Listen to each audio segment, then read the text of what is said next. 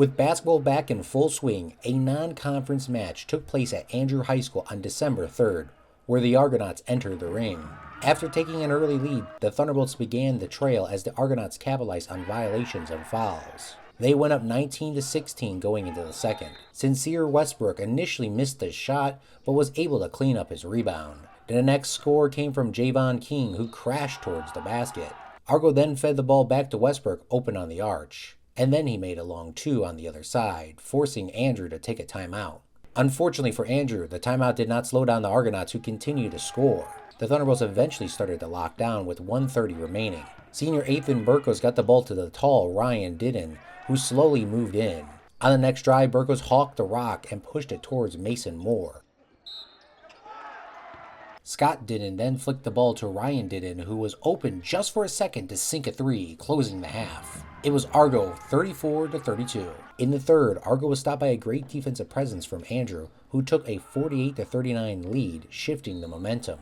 That momentum was then carried throughout the fourth to a 72-50 victory. Leading the charge for Argo was junior Darron Greer Jr, who was able to put up 14 points against a tough opponent. For the Thunderbolts, it was Athan Berchos, named the WCCN Player of the Game, who scored 33 points. Berchos credited the win to the defense, not the score. It was all about defense in the huddles.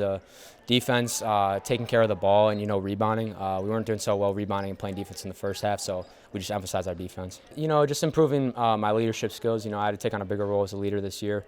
We started off a little slow in the Thanksgiving tournament, but, we're looking to turn it up, and I think my leadership will help. He also pointed out his teammates. I think everyone.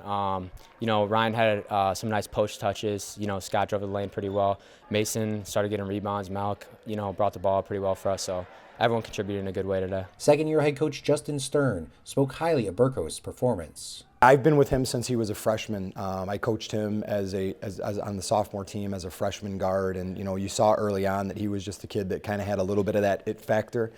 So having the privilege the last 2 years in his junior and senior year has been great. To have a 3-year varsity starting point guard as someone that you can lean on, it really helps alleviate a lot of the stress from the other guys, and he's done a bang-up job this year.